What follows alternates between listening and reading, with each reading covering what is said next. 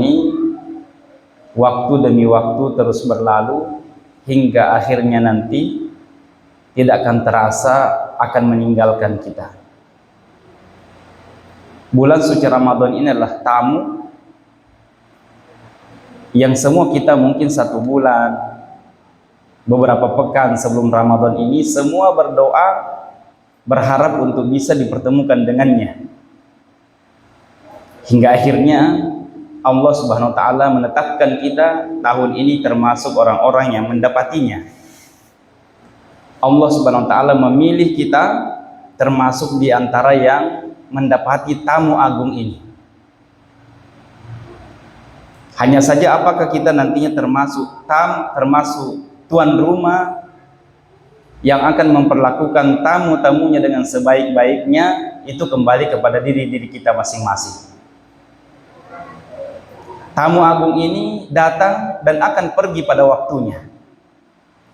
Apakah tuan rumahnya memperlakukan dengan sebaik-baiknya, ataukah tuan rumahnya sibuk tenggelam dengan aktivitasnya sendiri,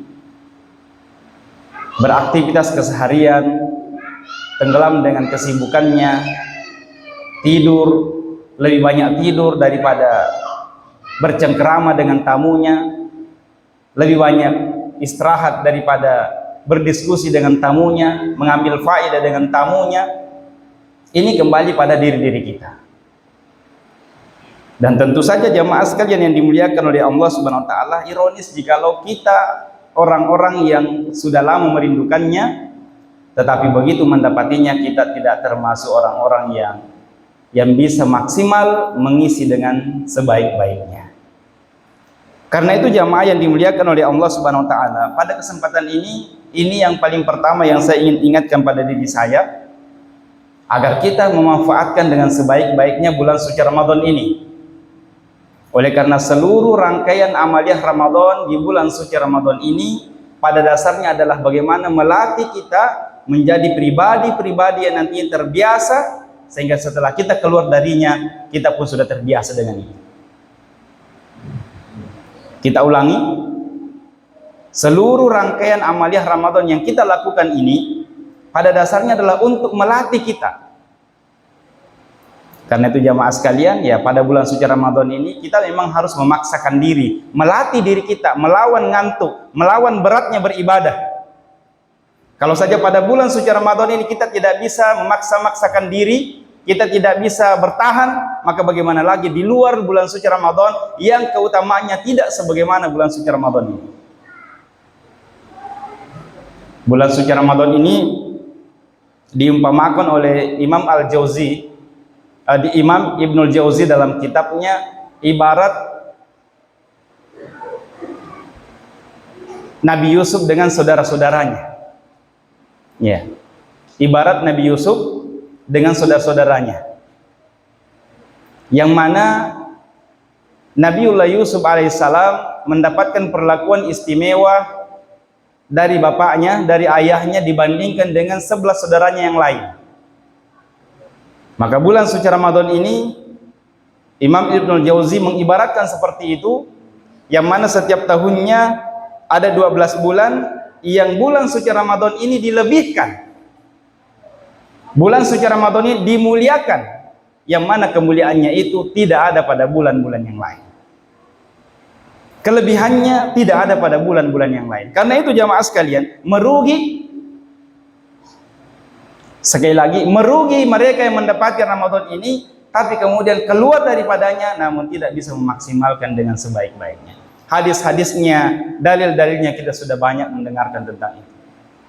Karena itu, ikhwah dan akhwat yang dimuliakan oleh Allah Subhanahu wa taala, jamaah tarwih yang semoga dirahmati oleh Allah Subhanahu wa taala, mari kita pertegas dengan amaliyah-amaliyah apa yang dengannya kita akan bisa mendapatkan kemuliaan ini.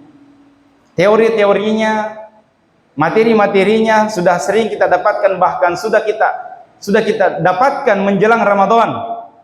Bagaimana menghidupkannya, bagaimana mengaktifkan amaliyah kita, tinggal pada bulan suci Ramadan ini kita giatkan itu. 3 diantaranya jamaah sekalian yang saya ingin ketengahkan pada kesempatan ini. Yang pertama adalah Qiyam Ramadan. Qiyam Ramadan ini yang keutamaannya dalam dalil-dalil juga sudah sering kita dengarkan. Tinggal saya ingin mempertegas bagaimana kemudian kita mengambil dan memilih tempat-tempat di mana kita bisa lebih tenang, di mana kita bisa lebih nyaman, di mana kita bisa lebih maksimal, di mana kita bisa lebih mendapatkan keutamaan qiyam Ramadan itu. Saudara-saudara kaum muslimin, sidang jamaah yang dimuliakan oleh Allah Subhanahu wa taala. Ada kendala yang kita dapati setiap kali mendapatkan atau melaksanakan qiyam Ramadan. Ada rasa letih, ada rasa capek, lelah, terlebih lagi pada siang hari memang kita sibuk dengan aktivitas kita. Tetapi kemudian kaidah mengingatkan kepada kita, al-ajru ala qadri masyaqqah. Pahala itu dibalas sesuai dengan beratnya amalan itu dilakukan. Berdiri 1 juz 1 malam, semua kita tahu siapa yang mengingkari lelahnya, siapa yang tidak tahu, siapa yang tidak merasakan itu. Sehingga apakah kemudian kita lebih memilih tempat-tempat yang mungkin kita tidak bisa lebih tenang, kita tidak bisa lebih nyaman, kita bisa lebih tumakninah, ketimbang tempat-tempat yang dengannya kita dikondisikan untuk lebih tenang, tempat-tempat yang dengannya kita dikondisikan untuk lebih tumakninah, untuk kita tidak terpengaruh dengan tayangan-tayangan yang viral, sholat 23 rakaat selesai dalam jangka 7 menit, sholat 20 rakaat selesai dalam jangka 5 menit, dan seterusnya. Saudara-saudara kaum muslimin, sidang jamaah tarawih yang dimuliakan oleh Allah Subhanahu wa taala. Di waktu yang singkat ini yang pertama. Yang kedua adalah, poin yang ketiga yang saya ingin pertegas adalah memperbanyak sedekah. Ya, memperbanyak sedekah di bulan suci Ramadan ini. Khususnya di lembaga kita semua tahu bagaimana upaya keras yang kita keluarkan untuk itu. Mengajak diri kita dan mengajak kaum muslimin untuk bersedekah, memanfaatkan Ramadan ini dengan sedekah-sedekah terbaiknya. Ya. Dalil-dalilnya, keutamaannya juga pun sudah banyak kita dengarkan. Karena itu jamaah sekalian, mari sejenak kita lihat bagaimana semangat ya ulama-ulama kita dalam bersedekah. Ya, bagaimana Rasulullah, bagaimana sahabat, bagaimana tabi'in atba'ut tabi'in. Ya. Dan cukup fenomena yang kontemporer jamaah sekalian. Di Madinah adanya seorang kakek tua yang pernah menghabiskan umurnya selama 60 tahun bersedekah dengan memberikan buka puasa di Masjid Nabawi. Yang mana sedekah buka puasanya ini tidak sekedar diserahkan, tetapi dia sendiri yang turut langsung bahkan terjun untuk membagikan itu, melayani kaum muslimin yang sementara menantikan buka puasa. Ketika ditanya berapa jumlah dana yang dikeluarkan selama 60 tahun ini, berapa jumlah dana yang dikeluarkan setiap kali memberi buka puasa, beliau enggan menyebutkannya. Tetapi disebutkan sudah selama 60 tahun dia menggeluti aktivitasnya itu. Maka sudah bisa dibayangkan ikhwah sekalian, jumlah orang yang berbuka puasa dan jumlah yang dikeluarkan setiap harinya dengan jumlah 60 tahun ini, sudah bisa dibayangkan bagaimana lamanya beliau. Kemudian yang ketiga ikhwah sekalian, yang saya ingin pertegas pada kesempatan ini adalah qiraatul Quran. Di malam ke-8 ini sudah sejauh mana qiraatul Quran kita, bacaan Al-Quran kita. Sejenak mari kita merenungkan bagaimana Al-Imam Syafi'i. Ini sudah sangat sering kita dengarkan.